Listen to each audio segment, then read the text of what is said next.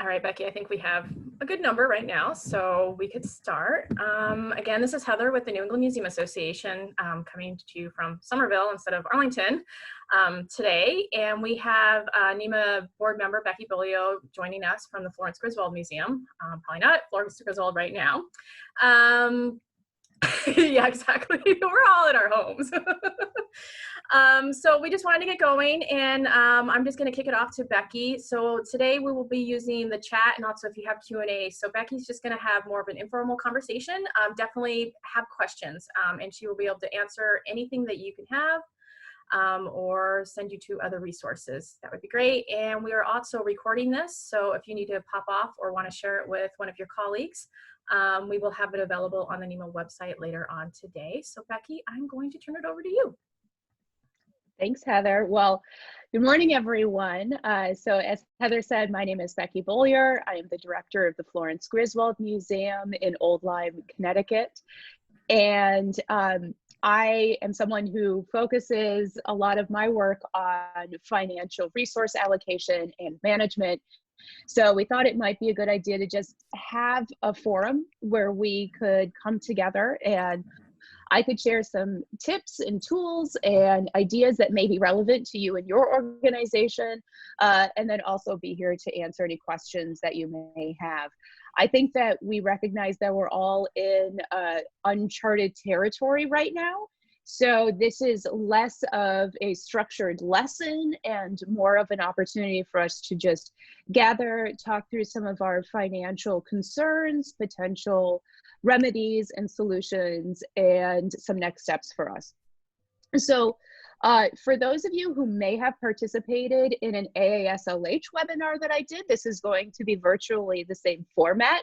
So feel free to ask any questions that didn't get answered in that. And for those who didn't join us, the format that I would like to take is to start us out talking a little bit about emergency planning and the incorporation of financial needs in your emergency planning that you may be taking on right now, to talk a little bit about the SBA programs, and I am just a messenger for those, so I will be consulting my notes to talk about those, as well as looking at financial modeling, business impact, and talking about how to consider revisions to your forecasting, how to look at your income streams, and to plan accordingly. As Heather mentioned, this is something where we are completely responsive to you. So you have a Q&A box. You also have the chat function. I will ask if you have a question to put it in the Q&A, because it's hard for me to see the different columns as we're going. So please just use the Q&A if you have anything. And we can completely flip the script if we need to. So if there are questions that come up that will be something I hit, I will be sure to address that. If it's not something that we're going to address, then we can go off and talk a little bit about it.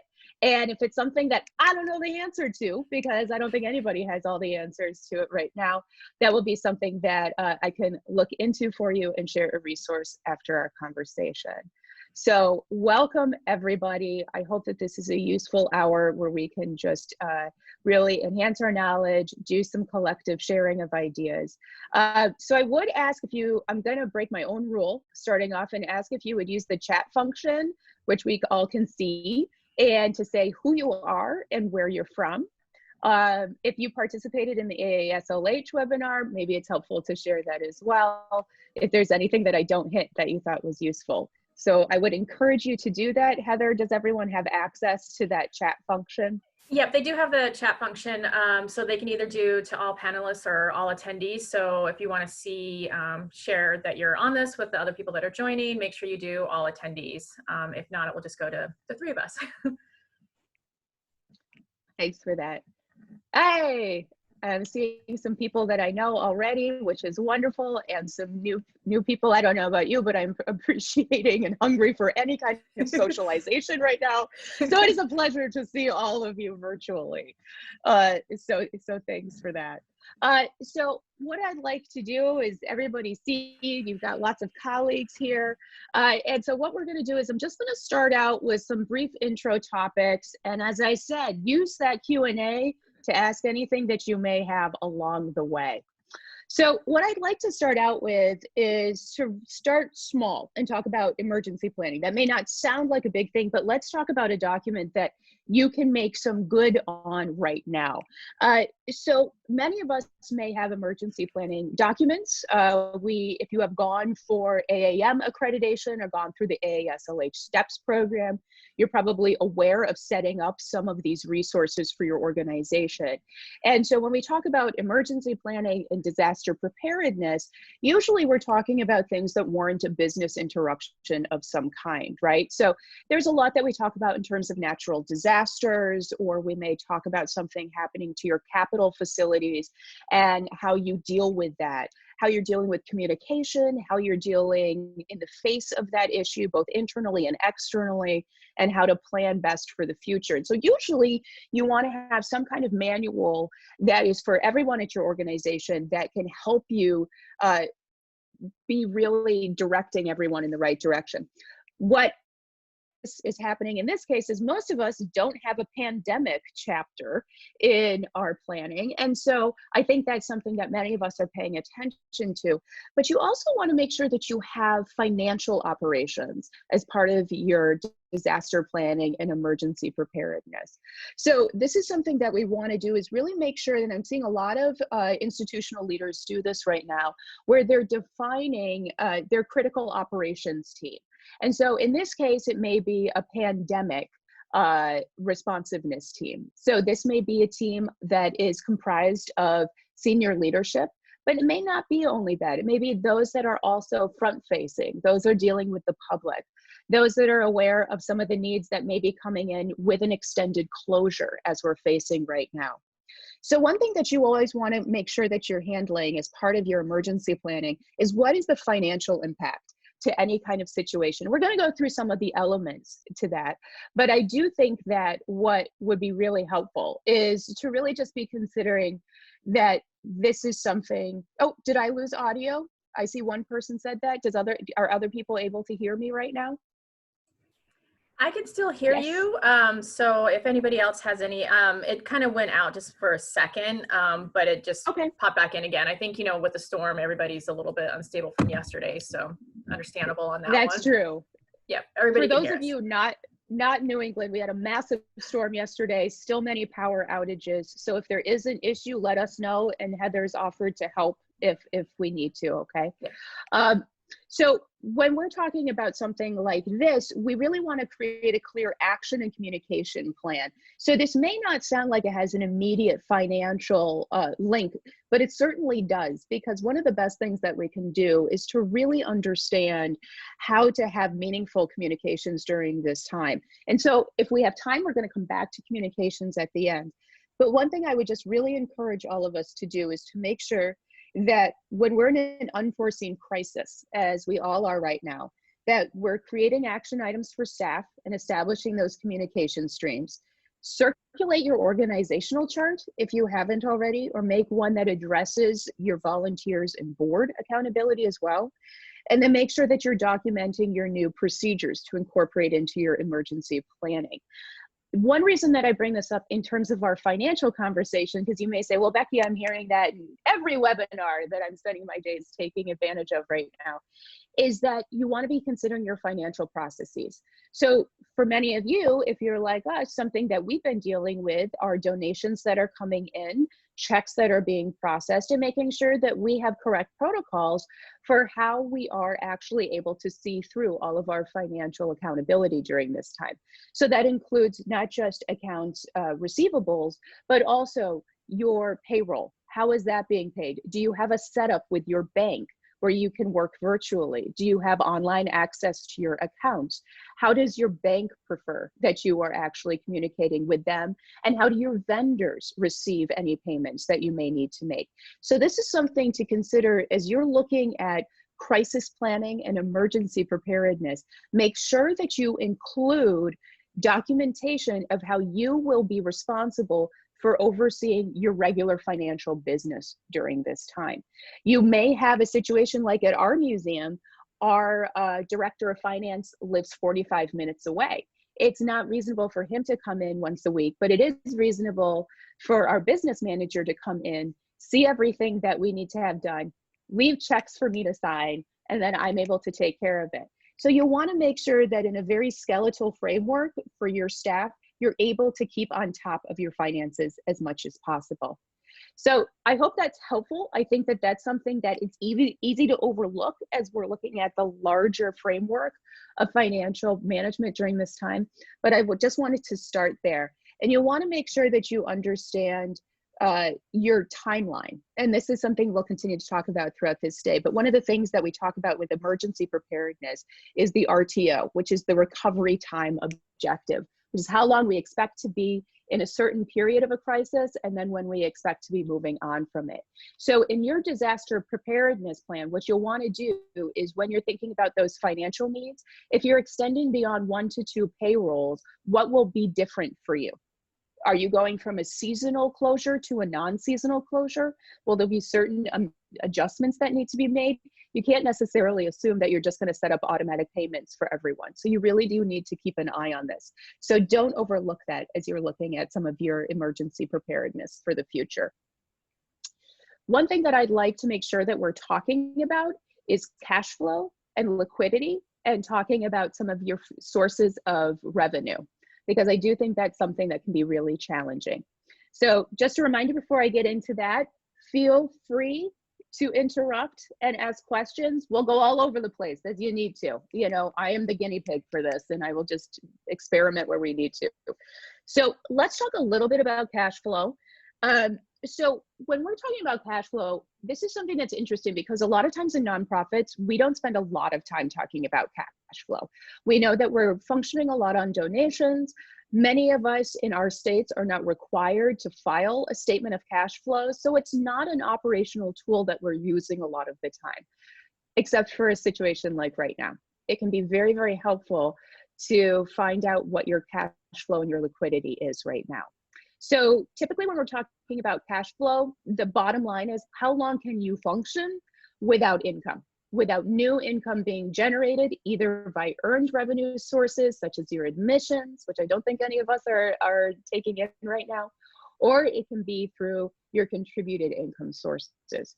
So let's talk a little bit about cash flow, and then let's talk about some of those source streams. So when we're talking about liquidity, what we're really talking about are what are the basics of your organization to keep it running at this kind of framework level. So for most people, we're dealing mainly with issues related to salaries and wages. For most organizations, that's between 80 and 90% of their expenses. It can be really, really hard to manage that.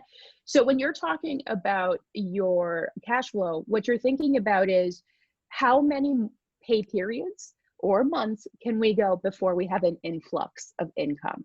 So this is something that's really challenging to organizations, and it's challenging to even the best run organizations. So something that I have found really interesting is you're seeing a lot of our largest peer organizations immediately go to some drastic measures that some in smaller organizations may not need to go to in terms of cutting staff, furloughing people. And a lot of that is because their payroll is so extensive that they cannot make it through a payroll period. This is not due to poor management. A lot of time it's just due to liquidity.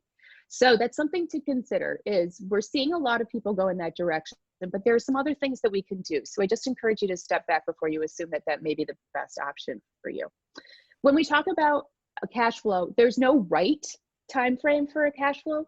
We tend to say that 60 to 90 days is a healthy cash flow situation with no influx of income, but some may have only one pay period. Some may have up to 12 months where they have strong reserves that they can make use of. So I do think that when we're talking about cash flow, think about where you're focusing your income. So Martha asked a question where she said, we were just beginning to raise monies for endowment, but should we shift to building reserves? Well, that's really your call. I think that, endowment is the best thing that you can do for the sustainability of the organization. And we'll talk a little bit more about how to manage cash flow in about 2 seconds. But I do think that for those that are interested in the short term, when we're dealing with this crisis management and planning for recovery, if you have donors that you can reach out to build your cash reserve and really to build funds directly to offset operating losses, that may be a better option for you. What you want to be careful of is if you've already started raising money for endowment, you cannot make use of that for a cash reserve purpose, because that is already restricted to long-term investment in endowment use. So you do want to make sure that you're following the terms that you're setting up with your different donors, and you're not saying, well, we're just going to take that and reallocate it to cash reserves. You want to make sure that you're bringing in the dollars specifically for that purpose. Now, you may call it cash reserve, which is a standing item for most organizations, or you may decide that you are setting up a specific fund to offset your operating losses. At the Florence Griswold Museum, we've set up a preparedness fund. We're looking at this as an opportunity for those who would wish to give us some additional funds, that they can do so. If they are not eager to do so, that's fine too, okay? People are being pulled in a lot of different directions. But creating a structure for people to give that are immediately accessible, if those funds are immediately accessible, please do so.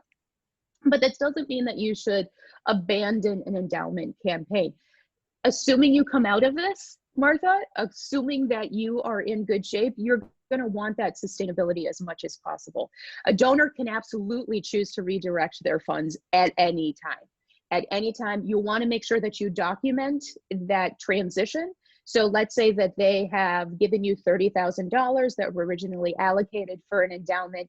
They call you up, or you're in a conversation, and they say, you know what, I want to make sure that you guys can use that money to keep the lights on right now. That's absolutely fine. Make sure that you enter into their donor file a revised terms agreement, and that you are recognizing that offset of your endowment income or pledge, and that you're redirecting it according to a reserve fund. So that's probably how you would want to manage that. I hope that answers the question, but let me know if you have more.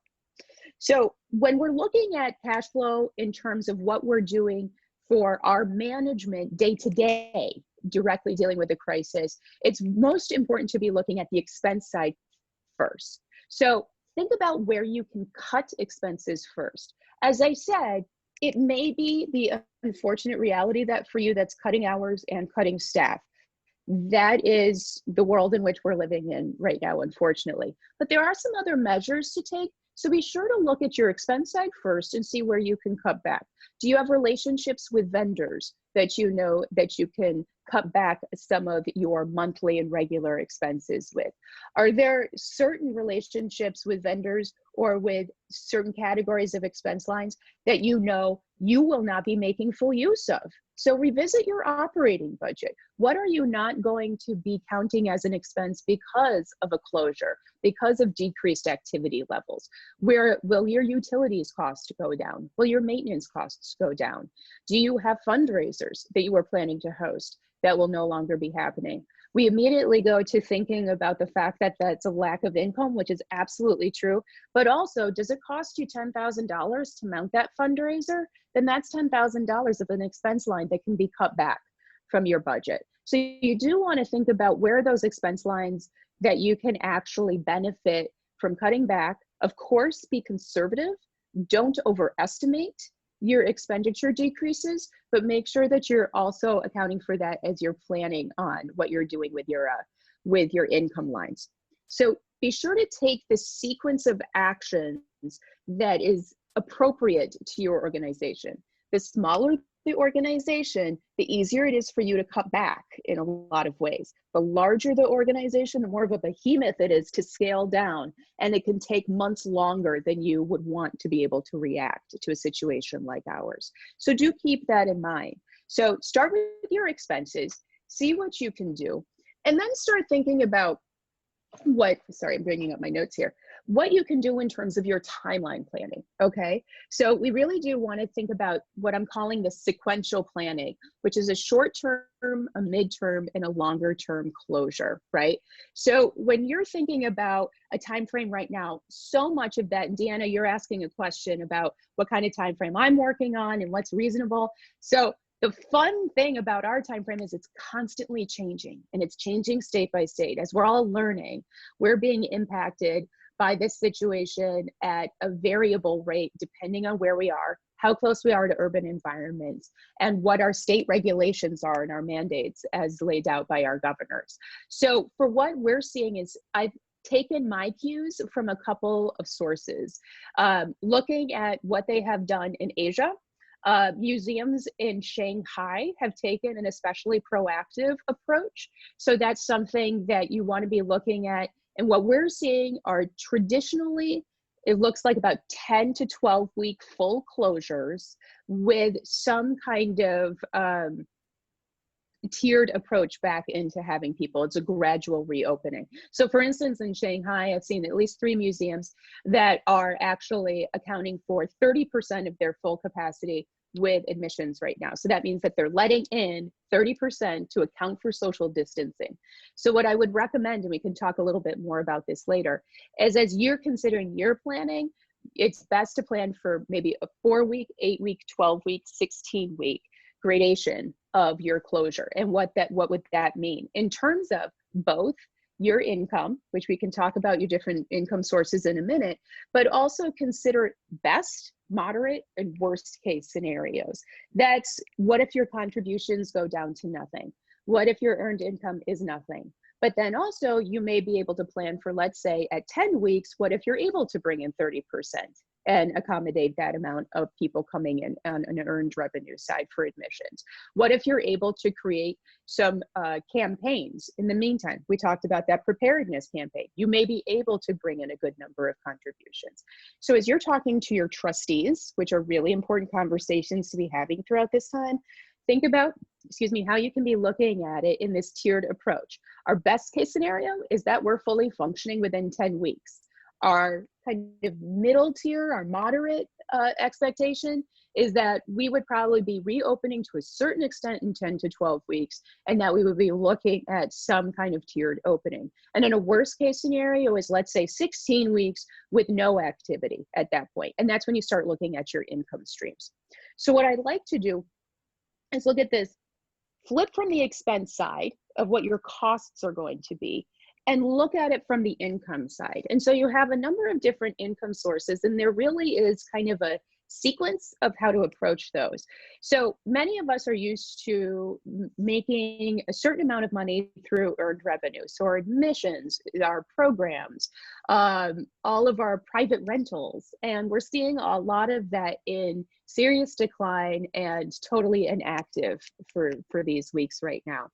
So when I think about how I want to manage a cash flow situation and be able to anticipate losses from that, well, earned revenue, the easiest thing you can do is just take that most recent annual earned revenue figure that you have from your last completed operating budget, divide it by 52, and you know what you're bringing in week by week. That, of course, has a big asterisk on it because it doesn't account for seasonal fluctuations of activity. Like if you're anything like my organization, you're bringing in pretty little admissions income in the second week of January and then a lot more in July. But think about some ways that you can actually create a structure like that where it's a weekly expectation of income, and then you're able to amend it according to your seasonal needs. That's a great way for you to start planning for differences in your earned revenue. Now, contributions are a little trickier, right? Okay, so let's split that up a little bit. In terms of your individual giving, think about your timeline of what you're doing in terms of specific campaigns and events, because you know that there are certain events, if you're anything like me, that you've already had to regrettably just cancel. So that means that your expectation of that contributed income that would be brought in, like a special fundraiser, you know that that's going to come way down. Think about ways that you can be innovative. Are there things that you can do online? Can you transition an event into an online giving campaign? Can you ask people to donate the cost of a ticket that they would have purchased as a contribution to the organization to deal with some of these operating losses? So there are some things that you can do, but probably it's best to start from the ground up, and you're going to be rebuilding what your contribution will be. For a lot of people, I've seen that they're planning for a decline in their giving campaigns this year. I think that's right. What you want to be sure of is looking at what's going to be different in terms of your membership, your annual appeal, not just for this year, but also for next year. For instance, our data at the Florence Griswold Museum is that the year of 2008-2009, when the financial crisis happened, we lost 4%, very modest, of our annual giving levels in the year in which the crisis happened. The next year, we lost almost 9%. So people are going to be planning differently for their contributions this year and next. We are seeing, a little side note here, I don't know if any of you have seen this, but I received an email today from the Museum Trustee Association to let us all know that the tax laws on contributions will be revised for this year and hopefully for next year. So for those of your major donors who pay close attention, those who have been nervous about giving since the 2018 tax law went into effect, this is a good time to catch up on what that will mean for your organization. It's important to keep in mind this only applies to cash donations, but this is a great time to talk about what those donations may be looking at. So that's something to keep in mind, is there's all this new legislation coming our way, but in terms of your contributed income, you want to be savvy to what your seasonal activity levels are. So summer's a big time for a lot of us. June is huge at our museum, and we hated to cancel a garden luncheon that's really important to us. But make sure that you're planning for what on the expense side is coming down if you're not hosting an event. Where are you going down to ground zero with contributed income from individuals if need be? And then how can you potentially rebuild that and consider some kind of campaign and alternate giving level that may be appropriate? Okay, so there's a couple of thoughts on individual giving. Let's talk briefly about structured giving and sponsorships as well. So let's talk about grants. Grants, it's a very interesting time for grant making agencies. I would offer that those that have already received grants, check on if the regulations and the guidelines are being adapted to the current financial situation. I noticed that, for instance, some grants that have been given out from state agencies that are to offset, let's say, programming costs, there are opportunities now where they are transitioning those funds that have been given into operating support. So make sure that any grant agencies with which you have already worked are useful, that they are impacting you, and that you are making the best use of your contacts with those agencies. I would also say that keep an eye on your reporting structure and what you're supposed to be doing for grants. So if you received a grant for an exhibition, let's say you received a grant for an exhibition that was open for 2 days and then closed. What are the expectations from that agency or that organization in terms of your reporting and your use of the grant? Is there an extension so that you can make use of it with your next project? Will they make an allowance? Will they allow for it to be used for unrestricted?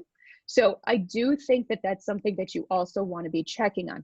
Don't wait for them to ask, be proactive and say, this is something that we recognized is a different use of our time and our expectations of what would be happening with our institution. How would you like us to be handling the funds that were received and reporting out to you? Similarly, I'm seeing those applications that are coming out to also include contingency plans. So this is something that as you're working with your kind of core operations team, think about what your expectations are, both in terms of communications with departments and then your scenario planning, because this is something that you want to be prepared to answer for. If you're moving forward with grants that are termed for certain expectations to do with programming or public engagement, they may ask you to submit an addendum where it says, what are you going to do if you're not able to follow this plan as you're bringing it out? Let's say it's a 3-month exhibition, and there's a good chance you're going to be closed for the first 6 weeks of that exhibition. Well, that's something that you should also be prepared to have some language on. That can be something that your entire team contributes to, that the smaller preparedness team does. But that's something that I would also really, really encourage that may be part of grant expectations for the foreseeable future. So make sure that you allow yourself time to do that if need be.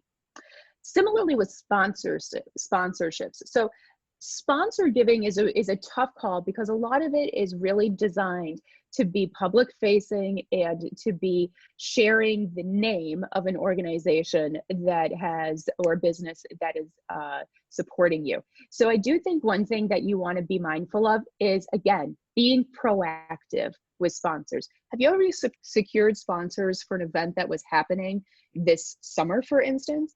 Are you able to move forward with some kind of alternate means of addressing their support? Something you can do online, something you can do on social media posts. Is there something you can do in a mailing, your annual report, a newsletter that you're sending out? Are there ways that you could do this that they would be comfortable sustaining that gift? Or is it something where they say, you know, we have to move in a different direction, or things are challenging for us as a local business, we are not able to support you this year? You want to invite those conversations in a really comfortable way. So make sure, as everyone's dealing with crisis planning, that your resources that you would be counting on, you're not avoiding the difficult conversations, but you're inviting them in a welcoming format to say, look, this is difficult for everyone. Is this something that we can rely on you for? Can our partnership continue? Or would you just like us to be able to come back to you next year when we can further understand what we're dealing with? That may be the case. You will find that people want to help each other right now, and people appreciate understanding and patience. And this could be an incredible time for you to build goodwill with your individual donors, grant making agencies, and sponsors. So don't overlook that, okay? I think we're all overwhelmed with what we're dealing with, but if you as a nonprofit are able to show that you are on top of your planning, that you're looking ahead and you're being strategic, that can do as much good as any $500 contribution this year could do in a much more sustainable way. So really think about how you can leverage your planning at the financial and resource allocation level to actually build stronger relationships in the future. So again, feel free to continue asking me questions. Otherwise, I'm going to keep on rolling here, but step in if there's something that you want to share or questions that you want to ask. So let's talk a little bit more about other avenues of income and how you can access those. So we've talked a little bit about cash reserves. Cash reserves are something that are not necessarily required. They are something, some organizations refer to it as a rainy day fund. It may be someplace that if you have an operating surplus, you're putting it in an easily accessible account, maybe low interest bearing, but again, easy to access. So that's the difference between a cash reserve and maybe your endowment, which is invested and harder to access. So cash reserves a lot of times are used for those cash flow situations. Let's say you're undergoing a building project and it's grant funded, but you have to pay the bills before the grant comes in. You may use your cash reserve to do that and then replenish. So cash reserves are usually used in, oh my gosh, I'm getting a call. I apologize. I just got AirPods and I'm figuring out how to manage everything. So bear with me, everybody. So you may be looking at your cash reserves as something that can serve to plug a need for the immediate future and that you replenish regularly. Let's say you have a capital project on site and you need something, you need a new roof, you may be using your cash reserve and then confirming with your board that you're able to make use of unrestricted endowment income to offset that. So there are ways that you can use it in tandem with your regular planned endowment funding, but your cash reserve is more liquid and your endowment is tied up as it should be to protect those funds. But I think that what you should consider your cash reserve now is, are you comfortable depleting it, or do you want to make measured use of it if you do have one? The one thing to keep in mind is cash reserve is not going to bear income the way that your endowment or strongly invested funds would, meaning that you can't expect that it will grow based on its interest in its investment level. What we're instead seeing, again, this may even be in a typical checking account at your bank. It may be a savings account, but it's something that you can get to really quickly. So that's why it's more of an emergency fund. If you have a strong cash reserve, you may be using that. You always want to use cash reserves before you're dipping into your endowment unnecessarily. So it takes priority over endowment. If you're able to use it, great. You may cap your use. It doesn't mean that you're going down to zero with a cash reserve, but you may confirm with your executive committee or your entire board of trustees, we are planning on making use of the cash reserve. We understand that it will go down in level.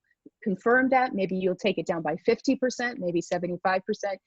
But the liquidity of that fund is really to be used and taken advantage of in more crisis moments. So consider how you would want to use it, but that would be probably, in terms of your institutional funds, your first line of defense. So keep that in mind. Also, speaking of your relationship with your bank, you may have a line of credit. Again, this is something to be used if you are, again, facing a situation where, let's say, you have large expenses that you need to offset quickly. You can use a line of credit. Many of us nonprofits have lines of credit with local banks or credit unions that are either no interest or very, very low interest rate. That may be an option for you as well. And so that is something that you can use. You need to keep in mind that you would be accruing debt, but if it's low or zero interest, that may be something that your board could be working with you on. I do think that many banks that would even have interest rates may bring them down to zero. So it's worth talking to your bank about before you would immediately use the line of credit the way that you've established in the past. So Bernice asked me a question: if we're able to set up a cash reserve, would a 30-day operating expenses be considered safe at a minimum, less, more? We like to see between 60 and 90 days of reserve to in terms of our cash flow needs. So 60 to 90, I think, would be, if you're aiming high, that's what you would want. Many are working with a 30-day reserve and a 30-day cash flow projection. So you can, but that's only going to take you so far. I'd also encourage you, Bernice, to be thinking about what you can be doing to lower those monthly expenses as much as possible. So make sure you're working with your basic framework. What are your staff needs and what are your utilities and maintenance needs, and keep it as bare bones as possible and see if you can stretch that out as well. So I would aim for more if you can, but if that's what you're working with, that can be better than nothing. So I would encourage it at the very least, of course. So you have your income sources, right? We've talked about earned income and how to structure planning for that. We're talking about your contributions, both in terms of individuals and the structured giving. We've talked about cash reserves, and then we've talked about the utility of a line of credit. Your last resort, if you have one, is your endowment. As many of you know, as many of you have heard me talk about endowments, endowments are off limits. You do not mess with endowments, except if it's between you keeping your doors open and closing forever. That's when all of a sudden endowment is in a different category. So what I would say is, when we talk about endowments, let's talk about two things. And Dan, I see your question, yay, hi Dan, about the CARES Act, and we're going to talk about that one next. So let's just finish up with endowment first. So let's face facts. The markets have been incredibly poor for investments. Hopefully you have been in good shape to retain a certain amount of valuation of your endowment. I know that for many of us, what we typically try to do is we try to plan for a certain amount of use of our endowment with a distribution of between 4 and 5%. That is industry standard, that is best practice. And so the first thing that I want to talk about is that distribution. Most of us are working on a preceding 12-quarter average of the valuation of our funds to determine that percentage for our distribution. That is something that you want to make sure you're keeping an eye on. Your quarter that ended December 2019 is probably a much higher value than your quarter ended March 30th, 2020. So your distribution is going to decline over the coming quarters. You want to be prepared for that in your operating budget, okay? So that's rule number one, that I want to keep that in mind for everyone in terms of your draw for your plan, your planning for your draw. You also want to consider, do you want to revise this draw? So you should have an endowment distribution policy. Are you planning on revising the draw and potentially taking out more this year? If so, that should be a board vote that should go to everyone, and it should be documented accordingly. So if you say we're going to take 10% out of the endowment this year, that is feasible. You can do that. but you want to make sure that you have strong documentation of the board approval for that, and potentially language that encourages it to be crisis specific. So you say, in this fiscal year, we are taking an additional 5% out for a total of 10% endowment distribution to offset devaluation and operating losses. And then put that into your files and make sure that you hold on to that.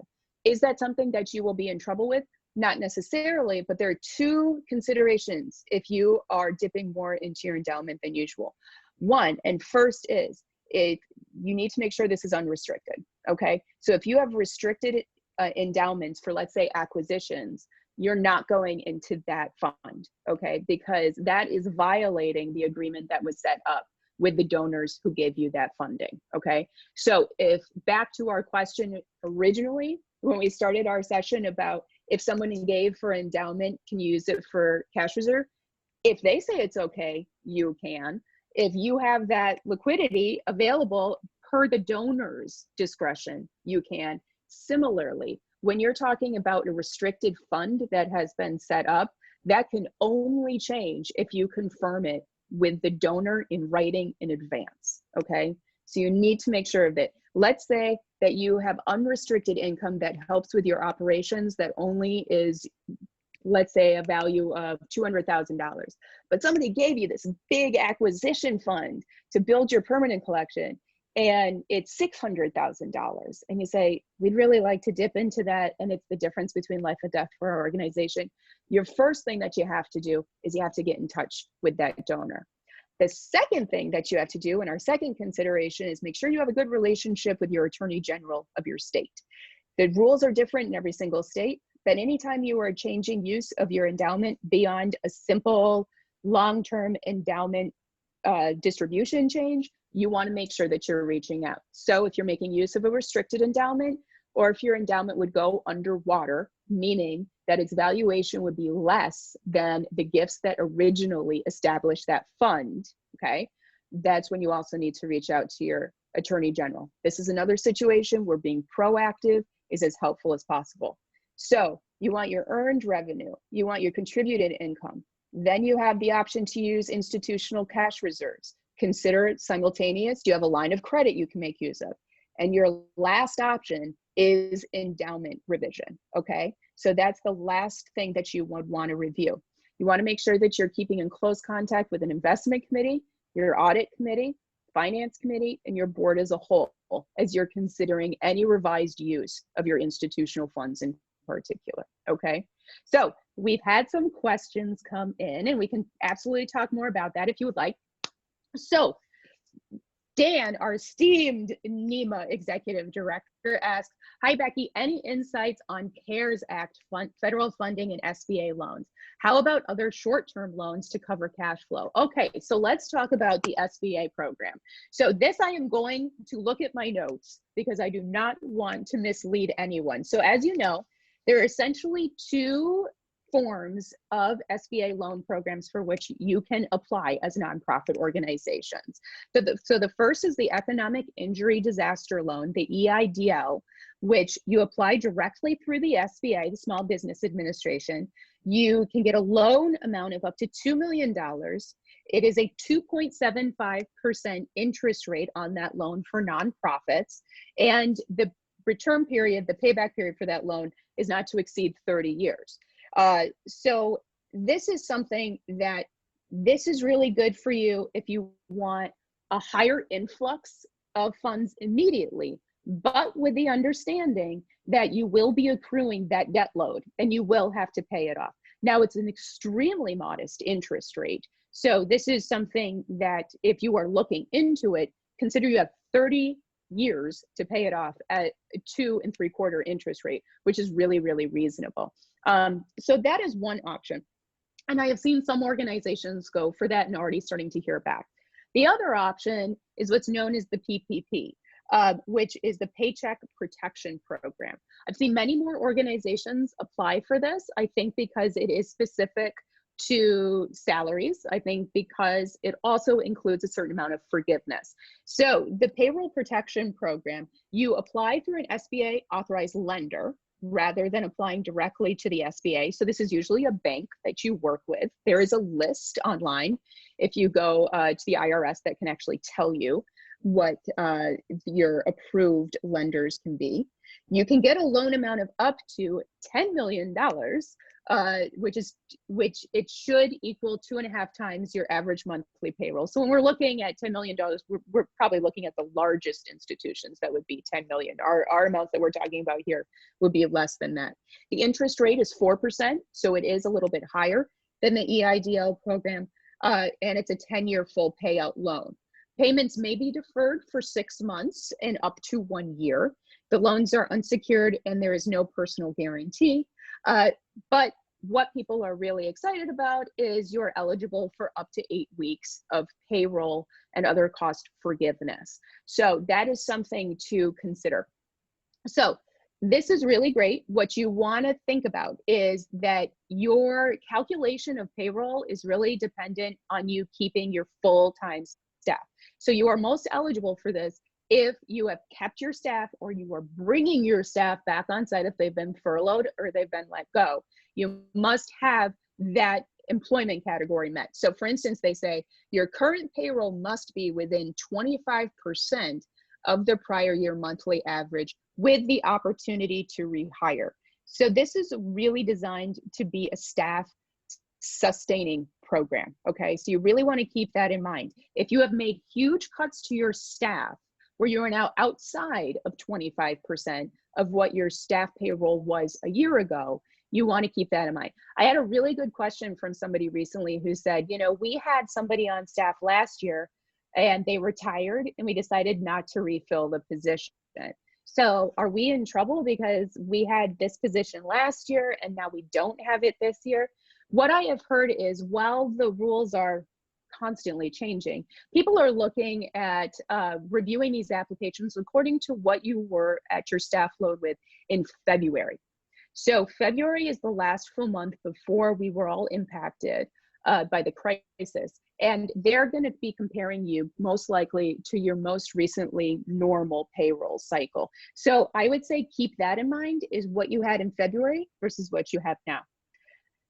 These are also the first tier of relief programs that we have. There are other relief programs. There's the FEMA request for public assistance that is in states that have declared a state of disaster, which I think is constantly changing right now.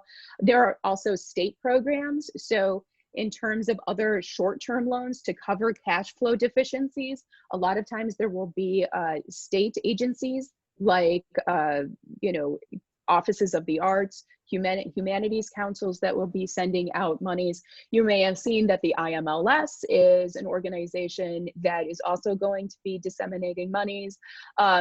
Keep in mind, I think that that's going to be more for libraries, less for museums and historical societies. The NEA also has reached out to organizations who have been funded within the past 4 years with potential relief programs as well.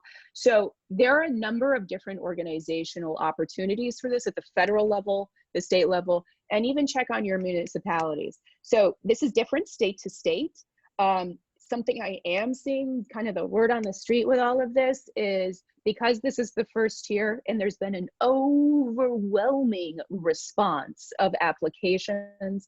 I think that the last I saw was like 500 billion had been requested in the first 3 weeks, which is just astounding. That we're going to see these programs grow. Okay, so I would encourage you to you know, to be active and to apply if you haven't already, to make sure you're queued up. But they are processing these as quickly as they can. And I know people that have applied a week ago who have already seen deposits in their business accounts.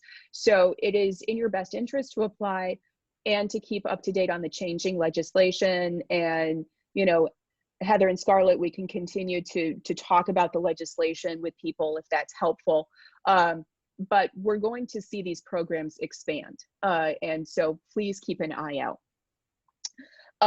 So what are we looking at in terms of questions we haven't answered? So we talked a little bit about FEMA. FEMA is going to be state specific because we are not seeing a federal declaration of a state of emergency. We are seeing it state by state being handled by the governors. So you want to make sure that you're checking on that at your state level and see what's applicable. Something that I have seen that's kind of interesting to keep in mind is that some organizations that are offering short-term relief programs are less inclined to do so if you have a strong cash reserve or a strong endowment. Do I agree with that? I'll plead the fifth. But I will say that you want to make sure that you understand how they are prioritizing those in terms of need. So if you are currently an organization that has 60 days of cash flow available, you know that you're more liquid than your peers, maybe you don't want to overwhelm that state funding option and you want to just go for one of the SBAs that can help bridge some of your operating needs. There may be other organizations that are days away from shutting their doors. And those more immediate emergency relief programs, be mindful of that. If you are in that situation, talk to your Office of the Arts, talk to your humanities councils, see what you can do to work with them. There are plenty of things in the pipeline that haven't yet been introduced or formally announced. So this is when you really want to be building your network as much as you can with some of those funding options. Martha asked, what could we expect in terms of losing staff if they are furloughed for a month or two and they don't want to come back when we are ready to bring them back?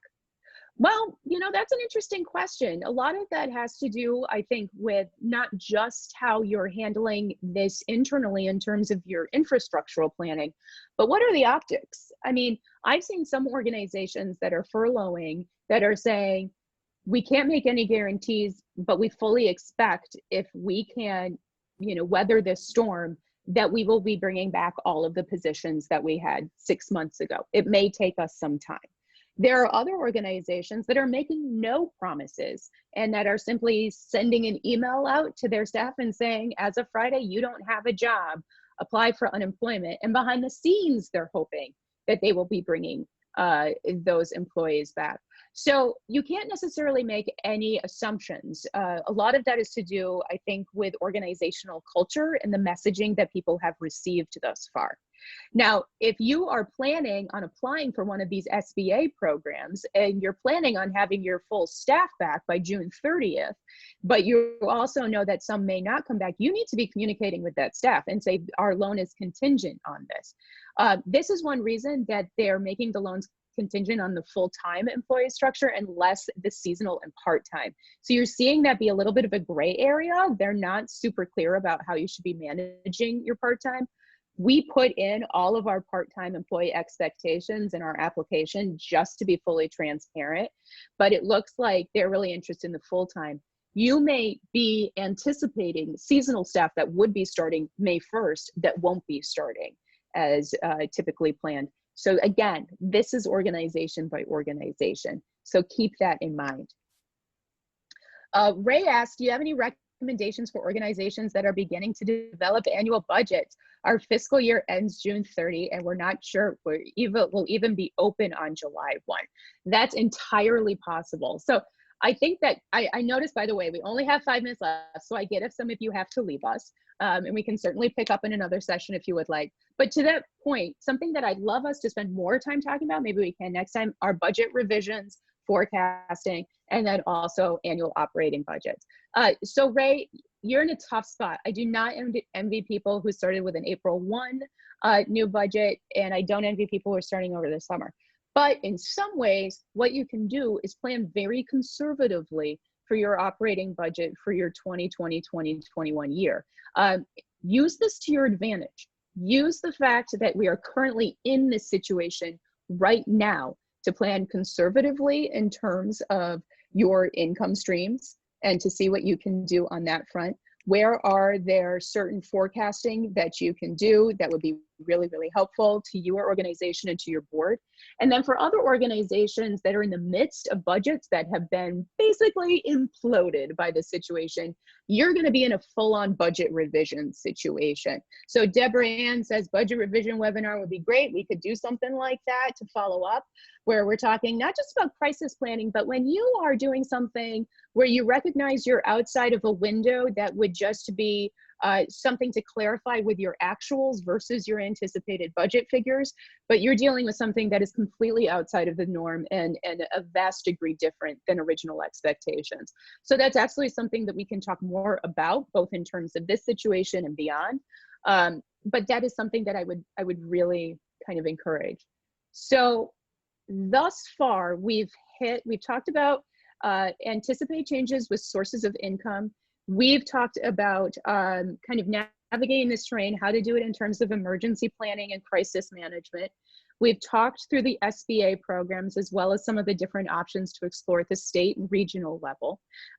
Something I'd love, and I'm putting myself out there if you guys would be into it, is I'm going to talk about this with AASLH, would also love to talk about it with this NEMA group if you would be interested in talking more about the budget revisions, talking about communication, and also talking about timeline projections and planning from a financial level. So if this is at all interesting to you, then maybe it's something we can follow up on as a group. And then I'm always here to answer any questions as well. So something I will do is I'm going to send a resource to Heather and to Scarlett that they can send out to participants that provide a whole bunch of links to different topics, so you can take a look, and I found them helpful, and maybe you will as well. Becky, thank you so much for coming today and presenting and all this useful information. I know I took a bunch of notes myself, so that was great. And I want to thank everybody for attending today. Again, it will be recorded and on the NEMA website. While you're on the NEMA website, make sure you check out our events calendar, because we do have a lot of great webinars, town halls, networking events. We want to make sure that we stay in touch with our NEMA community because we love you guys. Again, thank you. Becky, do you have any final words? Or just hang in there. I mean, this is changing every day, and you're going to see my name. You know, I'm happy to help out. You'll have my email address. And, you know, I reached out to NEMA and said, you know, if I can just help have this conversation, I don't know all the answers, and it's different for all of us, but just pay attention to everything that you can with your local organizations. And NEMA is such a fabulous resource of bringing us all together. So just stay tuned, and we'll just share whatever knowledge we have.